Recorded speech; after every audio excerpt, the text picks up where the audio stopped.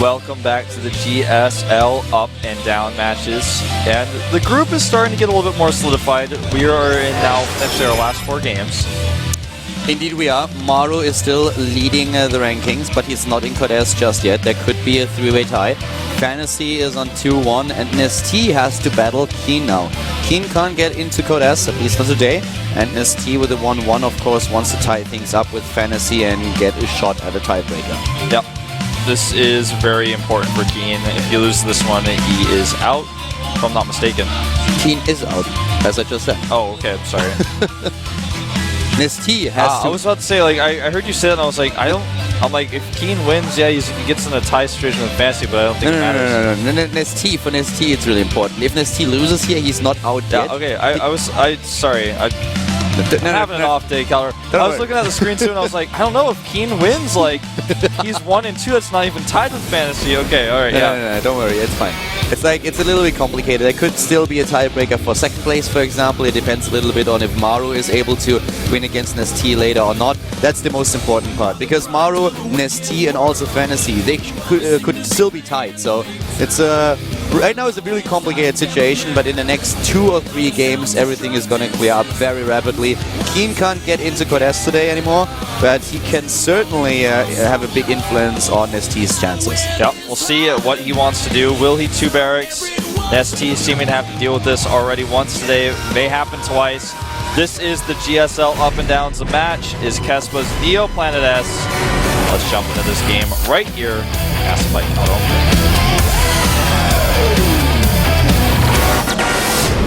Starting to the top right now, we have our Terran player for Team MVP. He cannot get into Codes today anymore, but he can prevent NesTea from going there. Yes. MVP King. Fell off his pogo stick today. Yeah, he's going to be in Code A for our Swarm. Bottom left of the map, we currently see our Zerg player for LGIM. He could go to Codes today. LGIM NesTea. He could.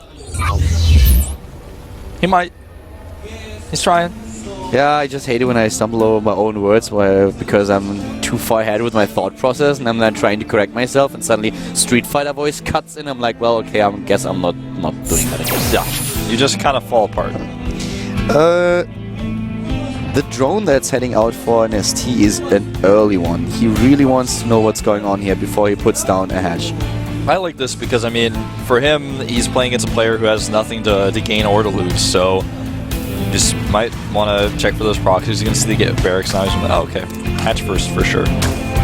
Yeah, so he knows exactly what's going on here. He sees, well, no proxy barracks. He knows what's going on. There comes the hatch first. And I agree with you. I mean, if you are in a situation like this, you never know what exactly is going to happen. Of course, most players will, and they always should, give their best when they are in such a situation where they personally can't gain anything anymore. But it's very, very tricky. You don't really know if they're going for an all-out attack, if they try to end the game early. So they could be very cheeky. And NesTea is just trying to make adjustments to his build because of that. Yeah. Wants to play this one as safe as possible. Never blame him for that. And there's the pool. He also could have, with this scene, a command center first and try to go double hatch before pool, but usually that's not common on this map. NesTea and Keen have a bit of a history. They played several times against each other, also in Code A qualifiers, for example. And in general, they have like an even record. It's like a 50-50 between them. So it's going to be an interesting game regardless of the situation in the group. NesTea is now about to finish not only his pool but also the hatch first, and we have Keen with the expansion build, which is immediately scouted by the Overlord. NesTea knows exactly what he wants to know. He sees, okay, you're going into a command center, so let's see how that's going to work out. And one of the things that is really important is we will see NesTea scout for Hellions. One of the last times that he lost to Keen was on Atlantis' spaceship, where NesTea had lost against a massive amount of Hellions built by Keen. Yeah, against Keen you always want to have the extra Hellions because, well, he makes Hellions. I mean, sorry, you don't want to have extra Hellions unless you're playing TVT. Then you want to have extra Hellions. The thing with Keen is, if there is if we continue this style of nicknaming yourself that Korean started with Marine King, and then we had like other players trying to adapt the same style. If there was ever a player who could call himself the Hellion King, it would definitely be Keen. Yeah. No one else would be allowed to. I agree. But I'm so thankful that we don't have that. Yeah, we don't have that, and I'm pretty happy about it either. But just think about a team and one of the players like, well, coach, I have to change my nickname. The coach's like, oh, okay, cool. So what do you want to be? Well, I want to be Hellion King. He's like, no, sorry, can't have that. He's like, what? Why? Well, that's already reserved. That's a nickname only King can pick. And he's like, oh. Well, I think it's really good that ESL players do not change their IDs anymore. Yeah, That's I'm happy about that. I've been following Pro League as much as I have time to, and I've noticed that in Pro League people change their IDs like even more. That's just so annoying. It's so difficult to find a nickname that is really like an innovation, and it's just bogus to come up with new ones. Yeah, absolutely. I can't believe people try to do this. Yeah. It's a little bit weird. It is. But NesTea is doing something a little bit weird too. He's taking a third base.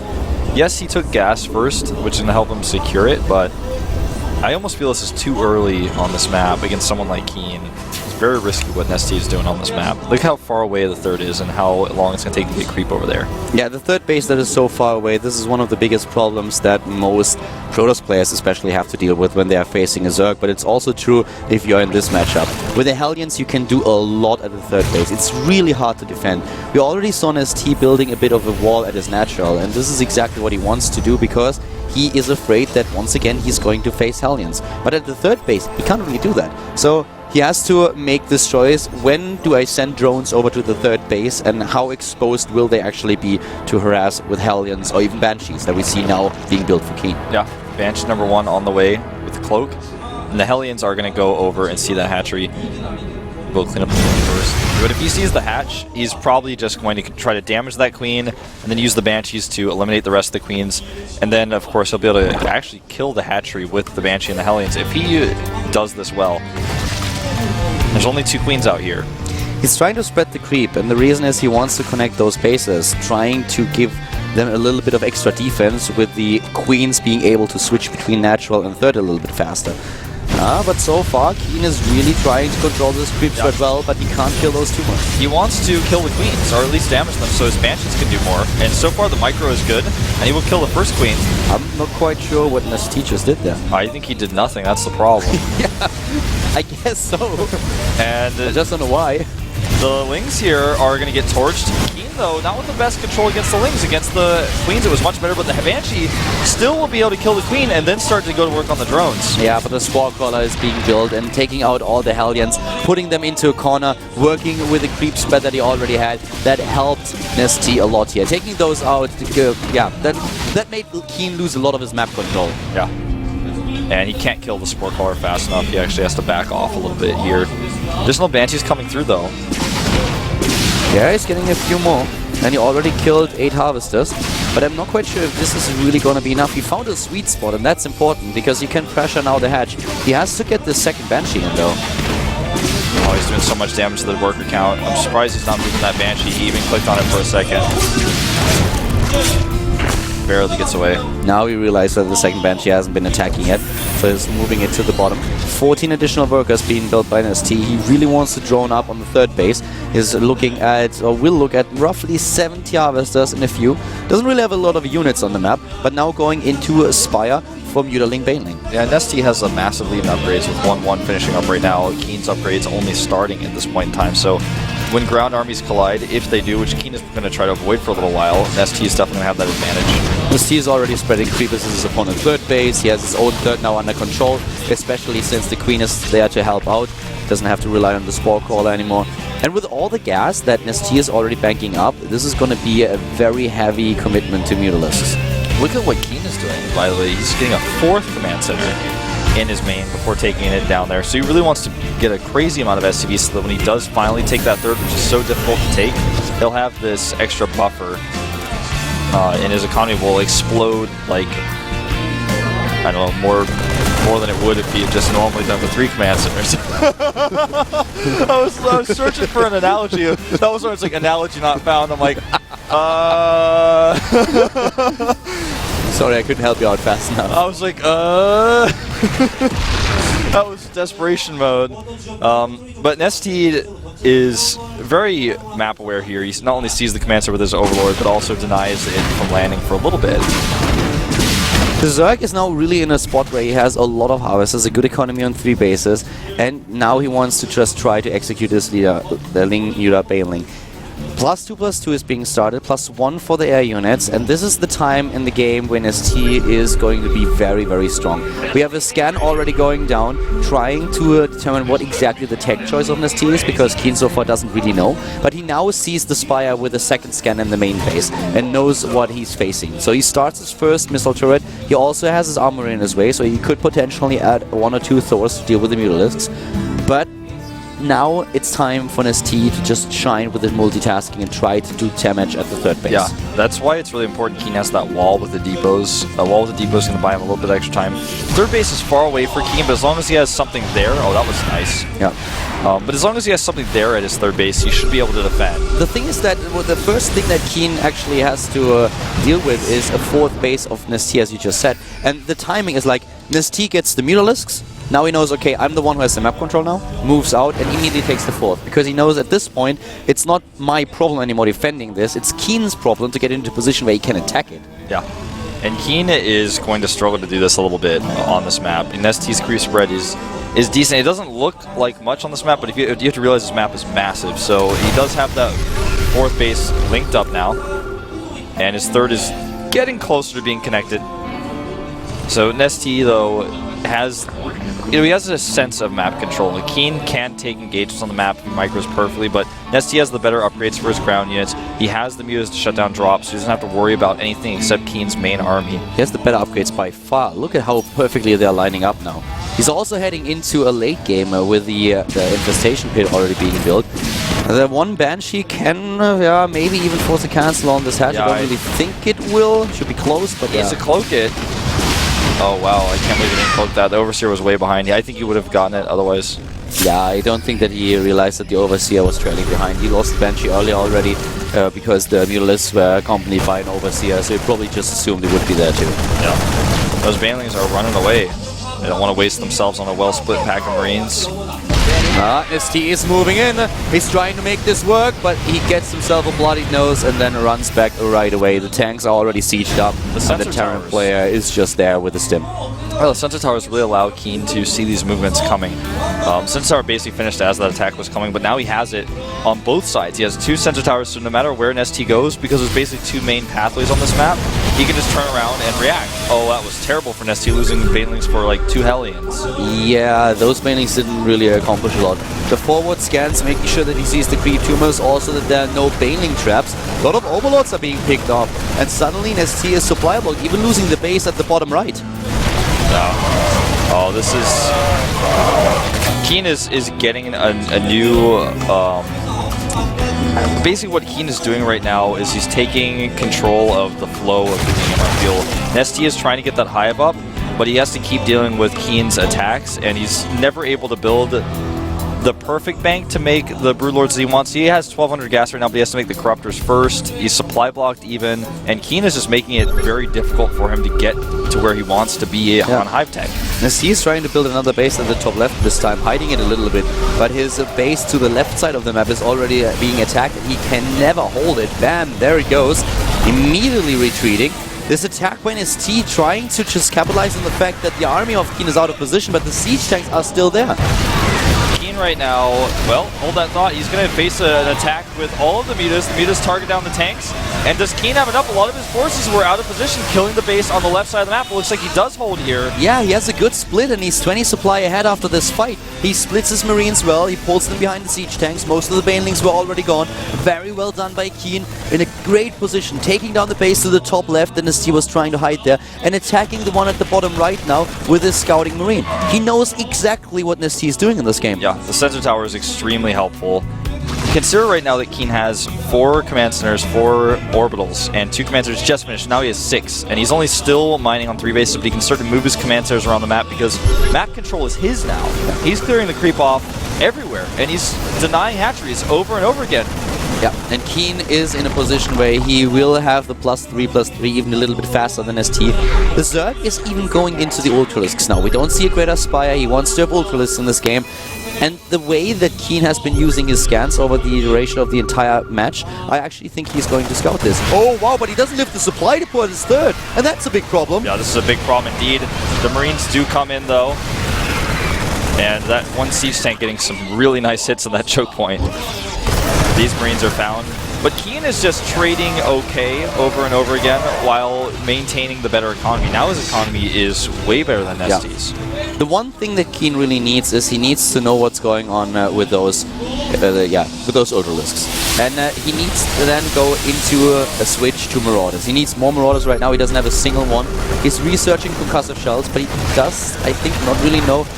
Okay, he knows. He's going into the Marauder production as we speak. Alright, he found out what was going on. He saw the Ultralisk cavern, and therefore we will see now the switch in tech. Yep, he's getting a 3-3 up, and this time it's going to be a little bit ahead of NesTea. So NesTea leading the upgrades until this moment in time. And once they're both on 3-3, with Keen has the right amount of Marauders, he is going to just dominate. He's throwing away SCVs because he has all the orbitals, so he doesn't need these workers anymore. And what's really important at this point is really that Keen knows everything that's going on with those scans. So he is always, also with the sensor towers, you pointed them out earlier. He knows everything, and therefore he will always be a step ahead of NesTea when NesTea tries to attack. Then it comes down to the micro. And in this game, Keen has shown us amazing splits, really good micro, and great positioning. So it's very difficult for NesTea, and Keen is fighting like a lion here. It's crazy, actually. He's doing a great job. And consider this game does not, as far as results in this group go, matter to Keen at all. And he's playing so well here. This is how Keen envisioned the group going for him. Now he's going to go for a run by over here at NesTea's base. NesTea does not have really any defenses set up yet. He's starting them, but they're just a few seconds too late. The Spine Crawler has been taking out a few of the drones, can't get to safety fast enough. The Ling's finally running in to clear this up. Yep, Hatchery loses about a third of its hit points. Just look at the number of Marauders that we have. 12 by now. Yeah, he's getting building plating, high-sec auto-tracking. These upgrades can be really useful for his planetaries. Good hits on the Lings, and Keen might not be stopped this time. I think he's going to be able to get this hatchery. NesTea is already down to 180 supply right now. He's losing supply even before the fight really starts. The Greater Spire attack is a little bit too late. The only thing that he can hope for is a very good engagement, a very good position, but he doesn't even have the fungals available. There are no infestors in this game. Yeah, it's like that Greater Spire is his last card he has up his sleeve, but he has not a lot of gas bank anymore. He's spent it all on the last 4 Ultras he just made, the Adrenal Glands, the +2 for air. And that's not only it, he's already facing a Terran opponent who goes into triple starport. He knows what's going on. As I said, he's scanning everywhere and he has seen that there's a Greater Spire, so he's preparing for it already, and this is just him being a step ahead. Oh, and all these drones going down here. Nice catch by Keen. Most of the Marauders are gone, but these siege tanks, a little bit vulnerable. Keen dropping in supply quite rapidly. It looks like this Ultra Mutaforce is going to clean up Keen's army, and not only that, could kill some of the medevacs. That was a horrible engagement here for Keen. He actually split his army so that most of his units didn't attack while the Mutalisks were already taking out siege tanks. This was not a problem of army composition, this was just a problem of positioning in the game. Oh, but NesTea, I don't think he can get this planetary. Well, with the Ultralisks, he actually just might. There's so many hit point bars, I can't tell, and yeah, he will get it. Yeah. We still had a huge bang for Keen, so Keen can still take this. If he can take down this army, all those Ultralisks are really low on HP. So that's exactly what he's trying to hunt now. Yeah. But for Keen in the last engagement, I couldn't believe that when you pulled all those Marauders and Marines back, but all the siege tanks were already being attacked and half of the army was just standing there not doing anything. I think he didn't expect the Mutas to be still in that high of number. He still has 8 on the map at that moment during that fight. I think he had maybe 12 or 15 still left, and then he tried to pull back. He didn't know exactly what to do, but he should have just stayed and fought. The last fight was definitely a battle that brought NesTea back into the game. Keen now has still a bit of a lead here, but he is struggling. This is a good split. This is exactly how Keen wants to fight, but he needs to turn those Marauders around. Again, he runs too far. Yeah, but now we're talking. Finally, he's able to take those Ultras down. Look at NesTea's supply drop like crazy as the low hit point Ultras now are on the run. This is exactly how you want to engage such a battle. Without the Infestors, without Fungals, those Marines, and especially the Marauders can do a lot of damage if controlled properly. And NesTea has, basically his economy is in shatters right now. He's trying to decide what he wants to build. He starts 3 Broodlords, but That's not enough Brood Lords, and the infrastructure is already there for Keen to make Vikings. Another scan to the Thorn trying to find out what exactly is going on here. Siege tank sieged up on the low ground. NesTea is in such a bad position. Keen looks like he is going to take this game. He has a 50 supply lead, even 60 at this point. 70 takes down the third base. At the bottom right, the fourth is being attacked. Keen is now everywhere, just cleaning things up. Yep, cleans up both bases. NesTea's trying to remake the 9 o'clock hatchery. And Wolf, if Keen actually takes this game, then Maru is in Code S. Yes, and Maru got to be getting a little bit giddy about this one. I feel like in this game, two things to note about Keen's map awareness and vision are the sensor towers and the extra orbitals he's using to... Basically, there's no moment in time where Keen does not have a scan active on the map, knowing where's the army, what army is it, what do I need to be building, where do I need to be, am I killing creep tumors? He's always got a scan, constantly spinning around. Yeah. Keen is just now supporting a fellow Terran player. He himself cannot get into Code S today, but Maru will advance if NesTea loses this game, and it doesn't look good for the LGIM Zerg player. He's down to 77 supply, whereas Keen is maxed out, is getting base after base, upgrade after upgrade, has a massive force on the map. We have Keen at 140 army supply against 57. Yeah. NesTea is just struggling to make a hatchery. He has not enough minerals to make anything else. And this is a maxed out Keen army, and it's not going to take long for NesTea to fall. Vikings starting to do their damage. They already have upgrades. They're getting more, and the Ultras here had no chance. No, Commander hopped back onto his pogo stick and took charge of the game. Commander Keen takes it, NesTea with a GG. Yep. Keen will not advance to Code S, but he will take Maru and push him there. Maru is now in Code S. Congratulations to Maru. Well played. That was a really well played game. I mean, the vision with the sensor towers and the drop play that we saw, as well as the scans. This is a tough map for Zerg. NesTea has to defend bases that are all spread out all over the map that he can't... I mean, the base, for example, to the bottom right, no way he's going to spread creep to there against a player like Keen, who's constantly scanning and all over the map. It's just never going to happen. It was a great game by Keen, and NesTea with a lot of aggression in the mid game, but then in the late game it didn't really help. The one fight went so well for NesTea, but still Keen just came back with a vengeance, took the game, and now Maru is in Code S. The first player, there is no possible tie anymore, and we will actually in the next game potentially see the second Code S player, because our next game today is going to be, once again, Hero, and he is up against Fantasy. Hero needs a win. He desperately needs it. If he wins here, this is his only chance that he has to go to Code S today. Then he could end up in a tiebreaker. If Fantasy takes the next match, then he will join Maru, and two Terran players will advance to Code S. So this is going to be the most important game for both of them today.